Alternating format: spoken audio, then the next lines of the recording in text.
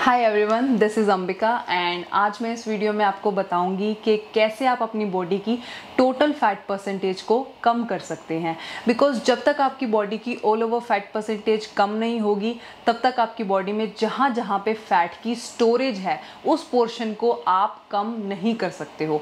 For example, अगर आपकी Thai पे ज़्यादा फैट है, आपके एब्डोमिनल्स पे ज़्यादा फैट है या फिर आपके चिन पे ज़्यादा फैट है, तो उस पोर्शन को रिड्यूस करने के लिए आपको स्पेशल से कोई डाइट फॉलो करने की या स्पेशल कोई वर्कआउट या एक्सरसाइज करने की ज़रूरत नहीं होती है। अगर आप अपनी बॉडी की ऑल ओवर फैट परसेंटेज को कम कर देते हैं तो इन पोर्शंस का फैट भी रिड्यूस हो जाता है। So without further delay I am telling you the solution of this problem.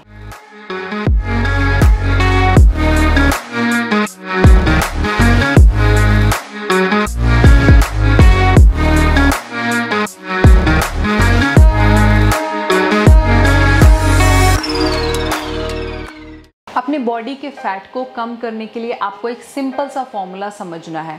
वो ये है कि जितना आप पूरा दिन में फूड यानी कैलोरीज की फॉर्म में एनर्जी का इंटेक कर रहे हैं उससे कुछ परसेंट ज़्यादा आपका एनर्जी का एक्सपेंडिचर होना चाहिए। फॉर एग्जांपल, आपने पूरा दिन में 2000 किलो कैलोरीज का इंटेक किया एंड आपने 2500 किलो कैलोरीज बर्न कर दी, तो वो आपका एनर्जी का एक्सपेंडिचर हुआ एंड इस प्रोसेस के अंदर आपके बॉडी का स्टोर्ड फैट यूज हुआ आपको एनर्जी प्रोवाइड करने में। ये मैंने आपको एक साइंटिफिक लैंग्वेज में समझाया है। अब यही बात मैं आपको एक सिंपल लैंग्वेज में समझाऊंगी।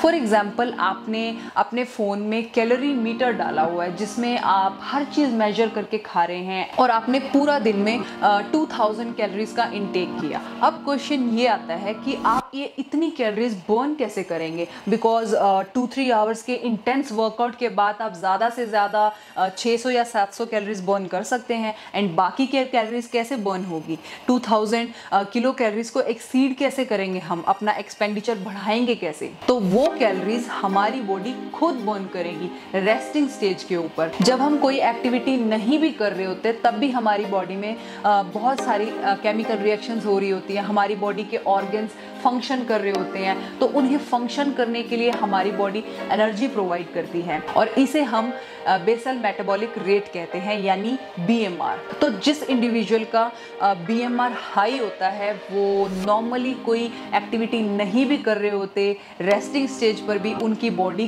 काफ़ी कैलोरीज बर्न कर देती हैं। इसीलिए आपने सुना होगा कि कुछ लोग ये कहते हैं कि ये तो कोई एक्टिविटी भी नहीं करता, सारा दिन बैठ के खाता रहता है, फिर भी मोटा नहीं होता, फिर भी पतला सा है। तो ऐसे में हम कह सकते हैं कि उस पर्टिकुलर बंदे का जो BMR है वो हाई है। तो अगर आपको अपनी बॉडी का फैट परसेंटेज कम करना है तो इसके लिए आपका मेटाबॉलिज्म भी फास्ट होना चाहिए एंड मेटाबॉलिज्म को बूस्ट करने के लिए आपको क्या करना चाहिए, किस टाइप की डाइट लेनी चाहिए, उसके लिए मैं ऑलरेडी वीडियो अपने चैनल पर डाल चुकी हूँ। मैं नीचे लिंक शेयर कर रही हूँ अपनी डिस्क्रिप्शन में, आप वहाँ से देख सकते हैं। और अगर आपको अपना BMR कैलकुलेट करना है, आप जानना चाहते हैं कि आपकी एज, हाइट और आपके वेट के हिसाब से आपका BMR कितना होना चाहिए, तो मैं उसके लिए लिंक शेयर कर रही हूँ नीचे डिस्क्रिप्शन में। आप अपनी डिटेल्स डालकर वहाँ पे देख सकते हैं या फिर आप ये फॉर्मूला यूज़ कर सकते हैं जो मैंने स्क्रीन पर लिखा है।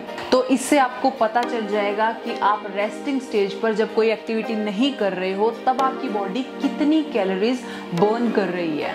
सपोज अब मेरी हाइट एंड मेरे वेट, एज के हिसाब से मेरा BMR है 1400 एंड मैं पूरा दिन में कैलोरीज का इंटेक करती हूँ let's suppose 2000 kilo calories and मैंने 2-3 आवर्स के इंटेंस वर्कआउट से एंड कुछ फिजिकल एक्टिविटीज़ जो मैंने की उससे मैंने 1000 किलो कैलोरीज को बर्न कर दिया।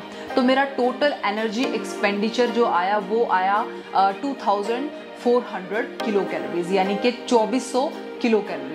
और मैंने जो टोटल कैलोरीज का इंटेक किया था वो था 2000 किलो कैलोरीज। तो अब मेरा जो एनर्जी एक्सपेंडिचर है वो मेरे कैलोरी इंटेक से एक्सीड कर गया है एंड मेरी बॉडी में एक नेगेटिव बैलेंस क्रिएट हो गया है, यानी कि मैं कैलोरी डेफिसिट में रही। तो अगर मैं ज़्यादा एक्टिव नहीं हूँ, ज़्यादा फिजिकल एक्टिविटीज़ नहीं कर रही या फिर एक्स्ट्रा वर्कआउट नहीं कर रही हूँ, तो इस कंडीशन में मुझे क्या करना चाहिए, मुझे अपनी कैलोरीज को कट कर देना चाहिए। यानी कि मुझे 2000 किलो कैलोरीज की जगह 1500 या 1600 किलो कैलोरीज ले लेनी चाहिए। बट टू बी ऑनेस्ट, जो कैलोरीज हम वर्कआउट के थ्रू एंड फिजिकल एक्टिविटीज़ के थ्रू बर्न करते हैं वो ज़्यादा बेनिफिशियल है, बिकॉज इससे आपका मेटाबॉलिज्म फास्ट होता है, आपकी बोन डेंसिटी इंक्रीज़ होती है, आपकी इंसुलिन सेंसिटिविटी इंक्रीज़ होती है एंड आपको हार्ट डिजीज़ के चांसेस भी कम हो जाते हैं एंड सबसे इम्पॉर्टेंट, आप अपने स्ट्रेस लेवल को मैनेज कर सकते हो। तो फैट परसेंटेज को कम करने के लिए आपको अपनी कैलोरीज पर ध्यान देना है। कैलोरी डेफिसिट में रहते हुए आपको अपनी फूड क्वालिटी पर भी ध्यान देना है। आपको पैक्ड एंड प्रोसेस्ड फूड बिल्कुल अवॉइड करने हैं, यानी कि फ्रेश होम कुक्ड फूड खाना है एंड हर मील के अंदर प्रोटीन ऐड ज़रूर करना है, बिकॉज प्रोटीन हमें लंबे टाइम तक सेटिस्फाई रखता है एंड हमें एक्स्ट्रा कैलोरीज लेने की क्रेविंग्स नहीं होती है।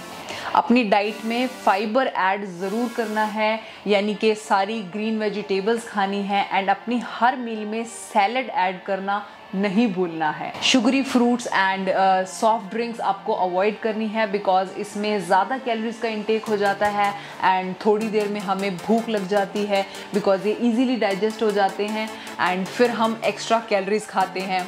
लास्ट में मैं आपको एक सजेशन ज़रूर दूंगी, आप अपने स्ट्रेस लेवल को कंट्रोल करो, बिकॉज स्ट्रेस से हमारी बॉडी में एक हार्मोन रिलीज़ होता है जिसे हम कॉर्टिसोल बोलते हैं, जो कि हमारी बॉडी के ऑर्गन्स के अराउंड फैट डिपोजिशंस को बढ़ा देता है।